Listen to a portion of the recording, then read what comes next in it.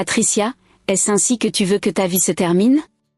Cela faisait des semaines que le milliardaire Gregory avait délibérément adopté la vie d'un maçon.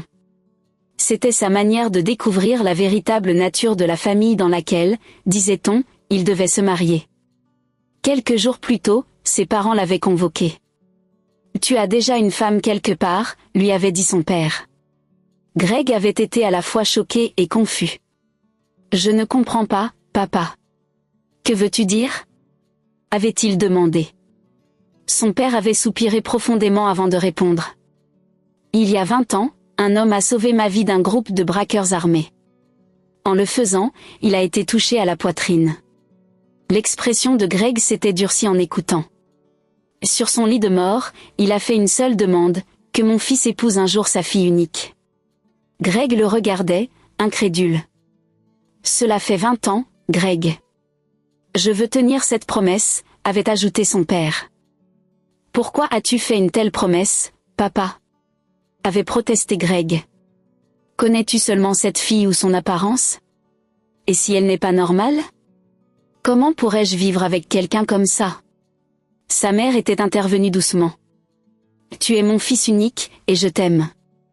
Mais nous devons la vie de ton père à cet homme. C'était le chauffeur le plus dévoué que ton père ait jamais eu. Il s'occupait de lui comme s'il était de sa famille. Elle avait marqué une pause, sa voix s'adoucissant. J'ai connu sa fille quand elle était petite. Il l'avait adoptée parce qu'il ne pouvait pas avoir d'enfant avec sa femme. Greg était resté silencieux. Va la voir toi-même, avait-elle ajouté. Comment puis-je la trouver? Avait-il finalement demandé. Son père lui avait tendu un morceau de papier. Voici l'adresse de sa maison dans la communauté du Muaka. Pendant des jours, Greg avait lutté avec ses pensées. Comment pouvait-il finir avec quelqu'un d'un tel milieu? Quelqu'un qui n'avait pas été exposé au monde comme lui. Pourtant, il avait besoin de réponses. Décidé à mener sa propre enquête, il avait choisi de se déguiser. Il s'était habillé simplement, avait pris sa moto et s'était rendu au village du Muaka. Au moins, il devait découvrir une chose, si elle était une personne décente. Quand Greg était arrivé en ville, le moteur de sa moto était devenu dangereusement chaud. Il avait besoin d'eau. Il s'était arrêté sur le bas-côté de la route, essuyant la sueur de son front, se demandant quoi faire ensuite. À ce moment-là, 2 jeunes femmes s'étaient approchées, chacune portant un bidon d'eau. Greg avait souri intérieurement avant de les appeler. « S'il vous plaît, mon moteur est à sec. J'ai besoin d'un peu d'eau. » L'une des femmes avait sifflé avec mépris et continué son chemin. « Je devrais te donner de l'eau » avait-elle lancé. « Tu sais à quelle distance nous devons marcher pour en chercher ?» Mais l'autre femme, Patricia, avait doucement posé son bidon. Greg l'avait pris avec précaution et en avait versé dans le réservoir de sa moto. « Merci beaucoup, » avait-il dit, sincèrement reconnaissant. « Laissez-moi vous aider. Je peux vous ramener chercher plus d'eau. » « Non, » avait répondu Patricia avec un sourire timide. « Je vais me débrouiller. »« S'il vous plaît, j'insiste, » avait dit Greg fermement. Patricia avait hésité, jetant un regard au bidon. Le robinet était effectivement loin. Finalement, elle avait accepté et s'était assise derrière lui. Greg l'avait emmenée au robinet, avait attendu qu'elle remplisse son bidon, puis l'avait ramenée près de sa maison. « Merci », avait répété Patricia en portant le bidon sur sa tête avant d'entrer.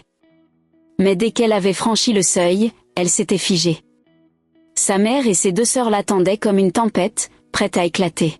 « Patricia, d'où viens-tu » avait demandé sa mère. « Je suis allée au robinet », avait répondu Patricia calmement.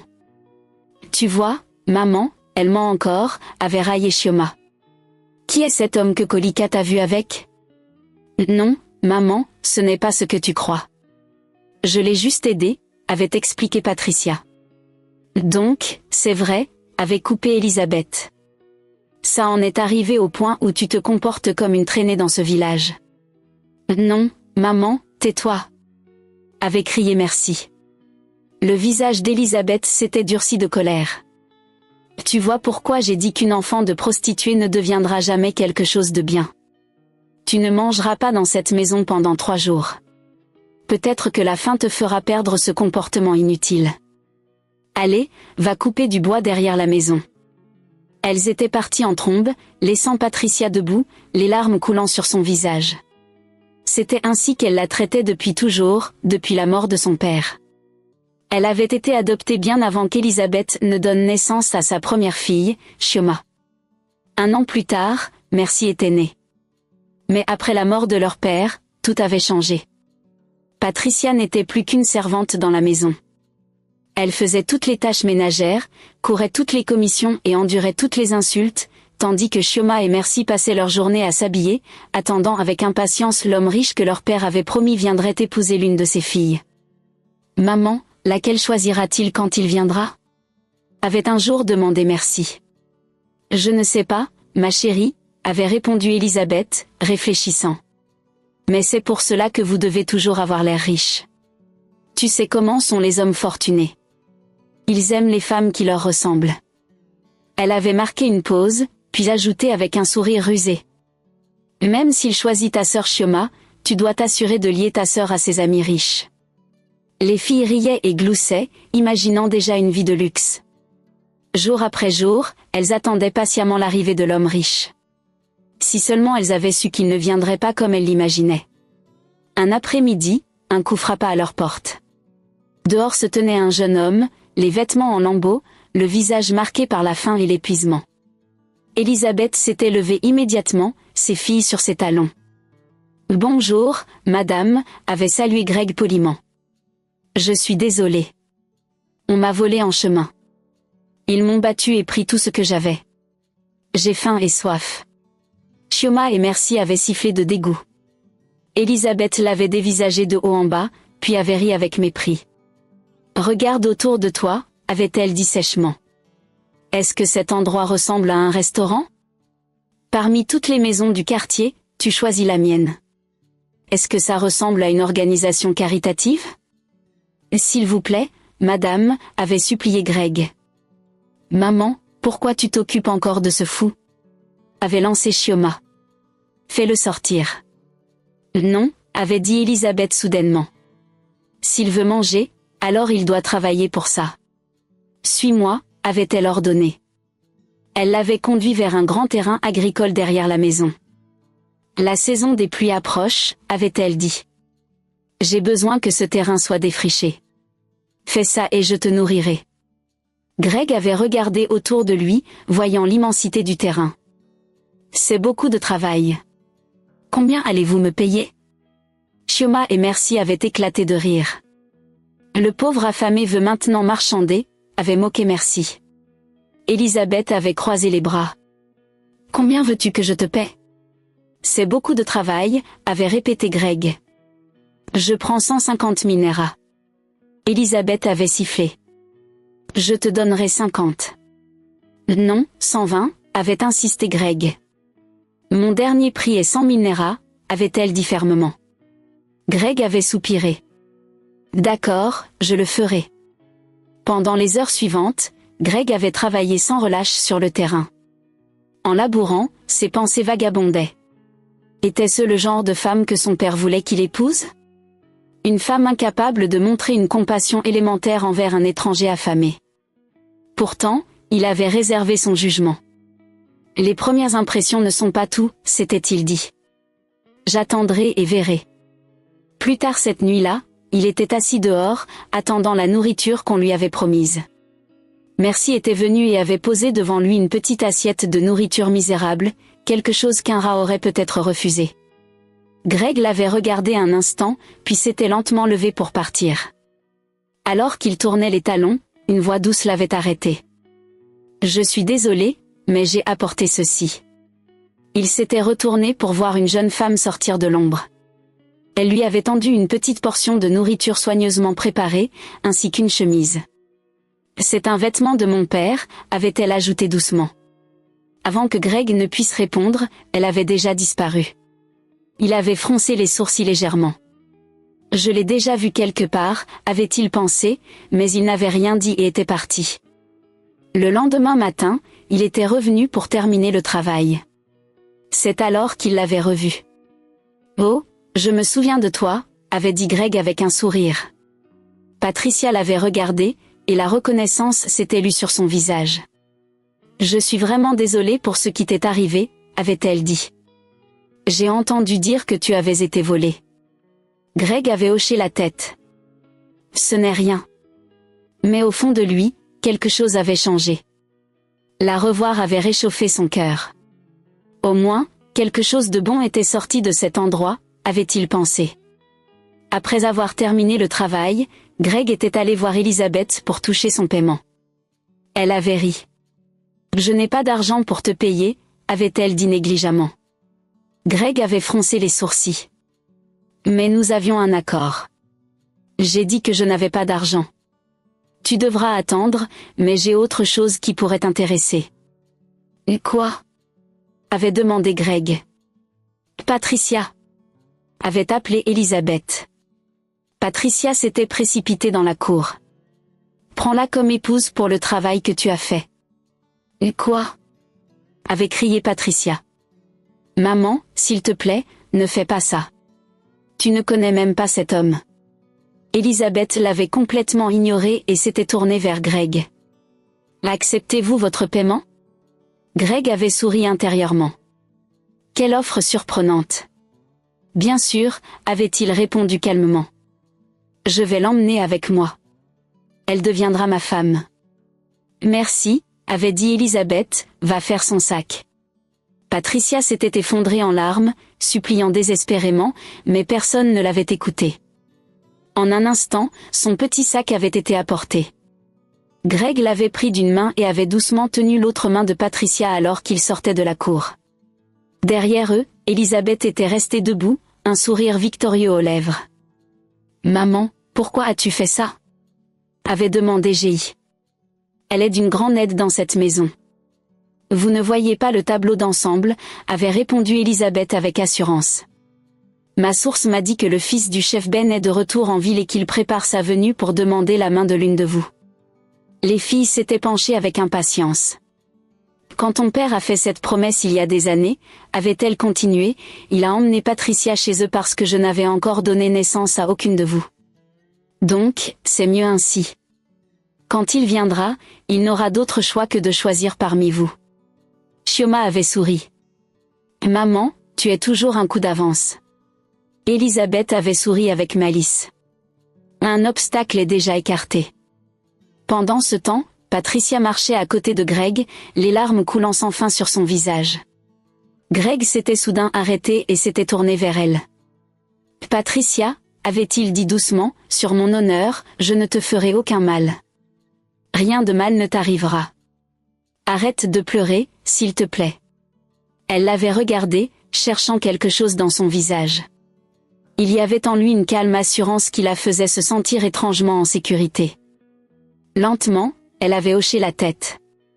Il avait repris sa main et ils avaient continué à marcher. Ils avaient pris un taxi qui les avait emmenés jusqu'à la ville.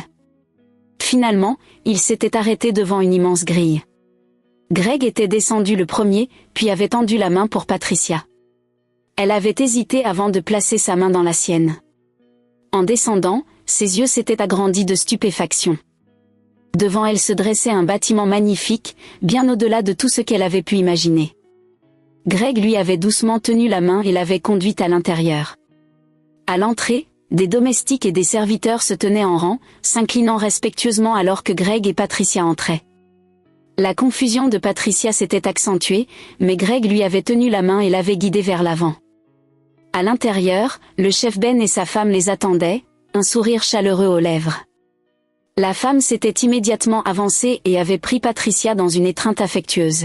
« Oh, chère Trisha, tu as tellement grandi et tu es devenue si belle. » Patricia s'était raidie, surprise. Seul son père l'avait déjà appelée Trisha. « Comment connaissez-vous ce nom ?» avait-elle demandé doucement. La femme avait souri chaleureusement. « Tu étais très jeune, alors tu ne t'en souviens peut-être pas. Ton père travaillait avec nous. Il t'emmenait souvent, et il t'appelait toujours ma chère Trisha. » Des larmes avaient instantanément rempli les yeux de Patricia. Elle manquait profondément à son père. Il n'avait peut-être pas été son père biologique, mais il l'avait aimé de tout son cœur. La mère de Greg avait doucement essuyé ses larmes. Ne t'inquiète pas, ma chère. Tout ira bien. Patricia avait lentement hoché la tête. Elle avait été conduite pour se rafraîchir tandis que Greg restait avec ses parents et leur racontait tout ce qui s'était passé. Donc, Elisabeth est devenue aussi cruelle ? Avait demandé son père, secouant la tête. Greg avait hoché la tête. Son père avait soupiré. Pas de problème. Je vais la faire venir. Quelques jours plus tard, Elisabeth avait reçu une lettre du manoir du chef Ben. Elle avait hurlé de joie, attirant l'attention de ses filles. « Maman, qu'y a-t-il » avait demandé Chioma. Mais Elisabeth dansait déjà de bonheur. « Mon Dieu a enfin exaucé mes prières », s'était-elle exclamée. Elle avait agité la lettre avec excitation. « Il nous a invités chez lui. Je suis sûre que c'est pour que son fils choisisse l'une de vous pour le mariage. » Les visages de ses filles s'étaient illuminés instantanément.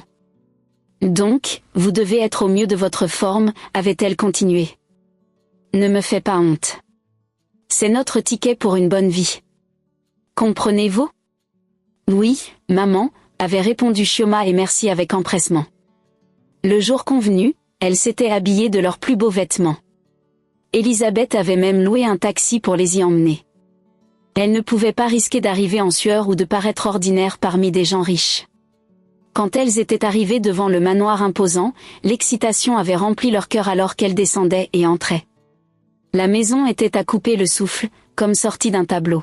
« Et n'oubliez pas », avait chuchoté Elisabeth. « C'est notre opportunité. Soyez sur votre meilleur comportement. » Elles étaient entrées dans le salon où le chef Ben et sa femme étaient assis. Il les avait accueillis chaleureusement. « J'ai entendu dire que vous aviez maintenant vos propres enfants. » Elisabeth avait souri fièrement. « Oui, monsieur. Chioma et merci. »« Les Patricia ?» avait demandé le chef Ben. Elisabeth avait soupiré de manière théâtrale et levé les yeux au ciel. « Chef, c'est une longue histoire. Elle est tombée enceinte d'un homme étrange et s'est enfuie avec lui. »« Vraiment ?» avait demandé doucement la mère de Greg. « Oui, madame », avait répondu Elisabeth sans hésiter. « Très bien », avait-elle dit calmement. « Greg va bientôt nous rejoindre et nous conclurons la discussion. » À ce moment-là, des pas avaient retenti dans le couloir. Greg était entré dans le salon avec Patricia à ses côtés. Elisabeth s'était figée instantanément, les yeux écarquillés de choc en le reconnaissant. « Voici Greg », avait dit sa mère, un léger sourire aux lèvres. Un silence avait rempli la pièce. « Vous avez donné votre fille à un homme que vous ne connaissiez pas ?»